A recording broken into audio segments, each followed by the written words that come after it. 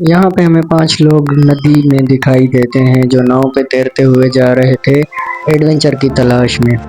वहाँ पे इनको खूबसूरत से पहाड़ नज़र आते हैं। वो बहुत ही खुश लग रहे थे। इसी खुशी को एंजॉय करते हुए जा ही रहे थे, तभी झील के जो तेज़ बहाव में उनकी नाव बिल्कुल नीचे गिर गई। जैसे ही नीचे गिरी तो इनकी नाव पे एक लड़की बैठी थी जो पानी में गिर गई। उसको खुशनसीबी से कुछ हुआ तो नहीं, लेकिन उसके कपड़े पूरे गीले हो गए। इसी वजह से वो बाहर कपड़े सुखाने के लिए निकली तो इसने सोचा कि यहाँ पे क्यों ना कैंप लगाई जाए। इन्होंने कैंप लगाई तो इनको यहाँ पे रात हो गई। रात होते होते ये बातें करने लगे और ड्रिंक भी करने लगे। यहाँ पे एक काले बालों वाला लड़का था जो लड़की से बात कर रहा था। इसकी एक लड़की से नज़र हट ही नहीं रही थी, उस पे ही नज़र टिकाए हुआ था। तो वहाँ से एक लड़की उठी, उसने बोला कि मैं जा रही हूँ वॉशरूम की तरफ। तो ये जैसे ही गई, इसके पीछे पीछे वही लड़का वो भी उसके पीछे पीछे चला गया। ने भी बोला तुम बैठो मैं आ रहा हूँ। जैसे ही वो गए तो उसी लड़के की घबराहट वाली आवाज़ के कानों तक पहुँच गई।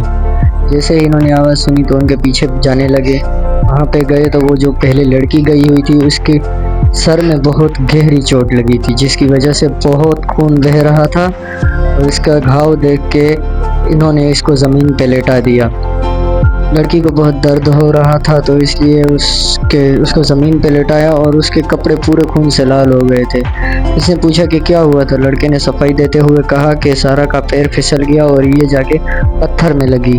फिर वो बोल के वो चला गया फर्स्ट एड बॉक्स लेने के लिए। दाढ़ी वाला लड़का भी उसके पीछे पीछे गया, वो भी लकड़ियाँ और कुछ सामान लेने, ताकि सारा को कुछ सहारा दिया जाए।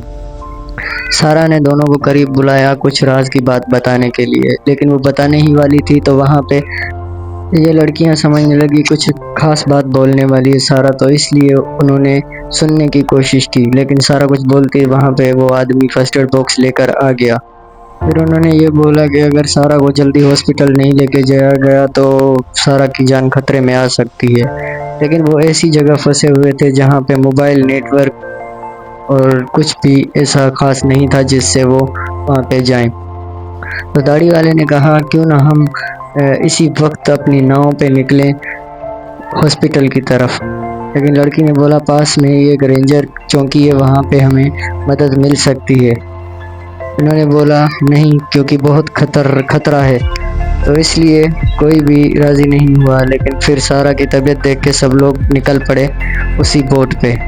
थोड़ा आगे जा ही रहे थे तो और वहाँ पे दाढ़ी वाला लगातार मोबाइल निकाल के सिग्नल ढूंढने की कोशिश कर रहा था। इसलिए एक लड़की सारा के पास आई, उससे बातें करने लगी। क्योंकि सारा के सर से बहुत खून निकल रहा था तो इसलिए वो सोच रही थी कहीं सारा बेहोश ना हो जाए। वो जा ही रहे थे तो सारा को उसने ढक दिया, क्योंकि वहाँ पे उसकी जान को खतरा हो सकता था पानी की वजह से। वहाँ पे दाढ़ी वाले ने लाइटें निकाली, कुछ इन सब में बांट दी, क्योंकि ये बोल रहा था कि अगर हम भटक जाएं तो फिर भी लाइट को देख के एक दूसरे के साथ रहें। से बोल के अभी वो चुप ही नहीं हुआ तो फिर से एक झील आई और पांचों के पांचों लोग गिरे। वो जाके सीधा पानी में, जैसे ही पानी में गिरे एक लड़की ने पत्थर का सहारा लेके वो ऊपर चढ़ के आई। दूसरा लड़का जो था वो उसके पास आया तो उसको भी उसने पकड़ लिया, पकड़ के उसको भी किनारे पे लेकर आया। तो जैसे ही दाढ़ी वाले ने बोला कि बाकी साथी कहाँ हैं, वो उनको ढूंढने के लिए निकल गया। देखा तो सामने एक लड़का है काले बालों वाला और पीछे वो लड़की थी जिसको उसने खींच के बाहर निकाल लिया। फिर तीनों यहाँ पे गिर गए तो इसलिए वो वापसी आ रहे थे सारा के पास। जैसे ही सारा के पास आए तो सारा की तबीयत बहुत ख़राब थी। सारा को गरमाश की ज़रूरत थी, इसलिए दाढ़ी वाला लकड़ियाँ जमा करने के लिए जा रहा था। लेकिन लड़की ने रोक के उसको बोला कि मुझे तुम्हें कुछ राज की बात बतानी है। तो वहाँ पे फिर काले बालों वाला लड़का पहुँच गया। मजबूरी में लड़की ने बात टाल दी, ऐसे जैसे कुछ हुआ ही नहीं। फिर वापस सारा के पास चली गई सारा की तबीयत देखने। फिर वो दोनों बोट को ढूंढने के लिए चले जाते हैं। जब बोट उनको मिल जाती है फिर वो नाव में सवार होकर रेंजर स्टेशन की तरफ बढ़ने लगते हैं। आखिर वो रेंजर स्टेशन की पुल तक पहुंच गए। दोनों लड़कों ने लड़कियों को बोला तुम यहाँ पे रुको, हम देख के आते हैं। फिर वो बहुत तेज भागने लगे। जैसे ही भागने लगे तो आगे काले बाल वाला लड़का दाढ़ी वाले के सामने खड़ा हो गया। काले बालों वाले ने उसको रोक के उससे पूछा कि लड़की तुम्हें क्या बोल रही थी। दाढ़ी वाले ने उसकी बातों पे ज़रा सा भी ध्यान नहीं दिया, वो जाने ही लगा था। फिर से उसने रोक लिया। दाढ़ी वाले ने सिर्फ इतना कहा, उसने कहा मुझे तुम पे पूरा भरोसा है। उसके बाद वो दोनों स्टेशन की तरफ भागने लगे। जो कि पहुंचते ही रेंजर्स से बचाव दल वालों को फ़ोन करने की बात की, लेकिन काले बालों वाला जिद कर रहा था कि हमें तुम्हारी गाड़ी चाहिए। वो इसलिए कर रहा था ताकि वो उनको फ़ोन ना कर पाए। वहाँ पे उनकी बहसबाजी हुई और वो उसको उलझाने लगा बातों में। दाढ़ी वाला जो था उसने भी इसके साथ बहस शुरू कर दी। फिर रेंजर वाले ने सोचा ये ज़्यादा करे, इससे पहले कुछ करना होगा। फिर उसने अपनी बंदूक निकाल के काले बालों वाले को धमकी दी। काले बालों वाले ने जानबूझ के अपने हाथ उठाए थे। उसने हाथ इसलिए उठाए थे ताकि रेंजर्स वाले का ध्यान भटक सके, और वो आहिस्ता आहिस्ता पीछे होने लगा, सिर्फ इसलिए क्योंकि रेंजर्स वाले को बता सके कि मैंने हार मान ली है। और पीछे होते होते वो सिर्फ मौके की तलाश में था, और जैसे ही उसको मौका मिला उसने रेंजर वाले के ऊपर हमला करते वक्त पता ही नहीं चला कब उसने रेंजर वाले को गोली मार दी। और फिर वो जाके पीछे बैठ जाता है, सिर्फ इसलिए बैठ जाता है क्योंकि वो ये सोचता है कि एक और खून का इल्ज़ाम मेरे सर पे आ गया। फिर वो पिस्तौल उठाता है और अपने मुंह में डाल के खुद को गोली मारना चाहता है, लेकिन वो ऐसा नहीं कर पाता। वो एक बात सोचने लगता है, वो एक प्लान बनाता है कि वो सोचता है अगर ये दाढ़ी वाला मेरे साथ मिल जाए और रेंजर वाले की लाश को हम कहीं पे ठिकाने लगा दें तो मेरा काम हो जाएगा। इसलिए वो दाढ़ी वाले के पास जाता है, उसको बोलता है तुम मेरे साथ मिल जाओ, हम दोनों इस लाश को ठिकाने लगा देंगे। वो बोलता है तू क्या करने वाला है? तो उसने उसको बंदूक दिखाई, फिर वो भी उसके साथ मिल गया। वो भी बोलता है ठीक है, चलो जैसा तुम बोलो वैसा होगा। फिर उस लाश को उठाते हैं, वो दोनों गाड़ी में बिठा के फिर उसको पीछे से धक्का लगा देते हैं, और जैसे ही वो गाड़ी गिरती है खाई में, उसको आग लग जाती है। इनका मसला हल हो जाता है। फिर ये दोनों पीछे भागने लगते हैं। भागते हुए आते हैं तो लड़कियां इनसे पूछती है क्या हुआ। फिर एक लड़की जो इसके हाथ में बंदूक देखे समझ जाती है कि वहाँ पे क्या हुआ है। फिर दाढ़ी वाला बोलता है कि मैं इसको सच बता देता हूँ, लेकिन वो काले बालों वाला खुद ही अपना सच बताता है। काले बालों वाला बोलता है कि मैंने रेंजर वाले को मार दिया है, इससे पहले मैं तुम सबको भी मार दूं, मेरे साथ मिलके मुझे सतह तक पहुंचाओ। तो वो सब मान जाते हैं और चल पड़ते हैं नाव में। वैसे तो वो जा रहे होते हैं, लेकिन इस एडवेंचर का सबसे बड़ा जो नुकसान होता है वो बेचारी सारा को होता है। वो मर चुकी होती है, इसलिए सबको दुख होता है, लेकिन किसी के पास भी दुख मनाने का समय नहीं होता। अभी सब लोग इस बात से परेशान थे कि ये जो काले बालों वाला पागल खतरनाक लड़का इनके साथ है, इनसे ये कैसे बचें। फिर पुल के ऊपर इनको एक बंदा दिखाई देता है। फिर ये सोचने लगते हैं कि अगर वो बंदा हमें देख ले तो हमारी जान बच सकती है।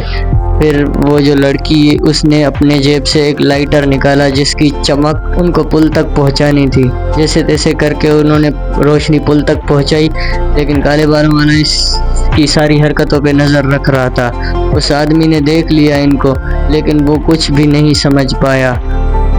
फिर इन्होंने सबने हिम्मत हार के बस चुपचाप जाने के लिए ही सोचा। काले बालों वाले लड़के का इन पे शक हो गया था, इसलिए वो सोते वक्त सबको रस्सी से बांध लेता है।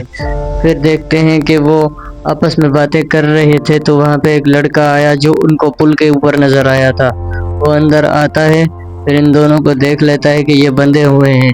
फिर वो जेब से अपना चाकू निकालता है, फिर वो आगे आके उनके हाथों की रस्सी को काट लेता है।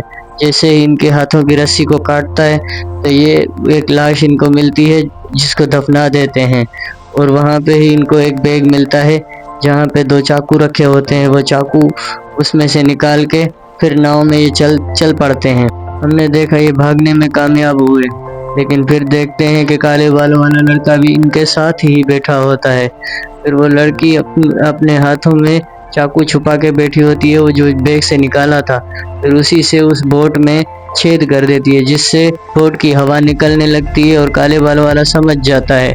बोट को किनारे लगाते ही वो उतर जाता है बोट से, लेकिन दाढ़ी वाला स्प्रे निकाल के उसके मुंह पे मार देता है, जिससे वो नीचे गिर जाता है और दोनों लड़कियां अपने हाथों की रस्सी काटते हुए आगे बढ़ने लगती हैं। जैसे वो भागती हैं और यहाँ पे दाढ़ी वाला और ये दोनों लड़ पड़ते हैं। फिर अचानक इनको गोली की आवाज़ सुनाई देती है। दोनों लड़कियां बहुत घबरा जाती हैं और पीछे देखने लगती हैं।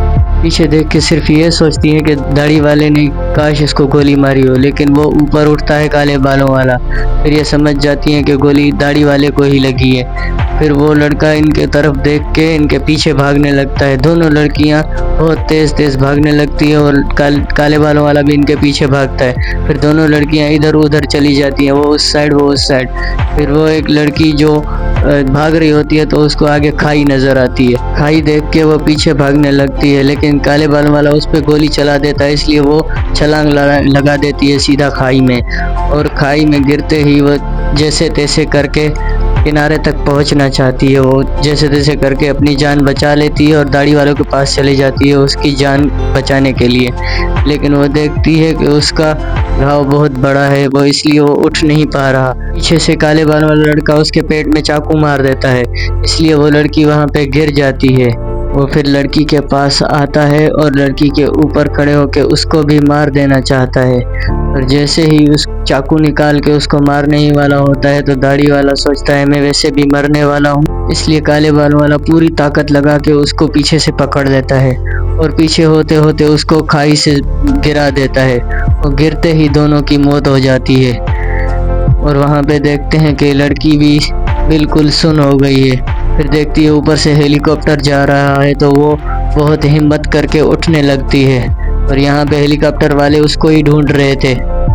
फिर वो नीचे देखते हैं कि कोई भी उसको नज़र नहीं आ रहा, क्योंकि लड़की झाड़ियों के नीचे पड़ी हुई थी।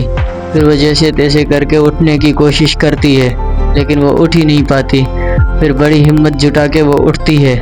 उठ के थोड़ा सा आगे जाके फिर वो हाथ हिलाने लगती है ताकि हेलीकॉप्टर वाले मुझे देख लें।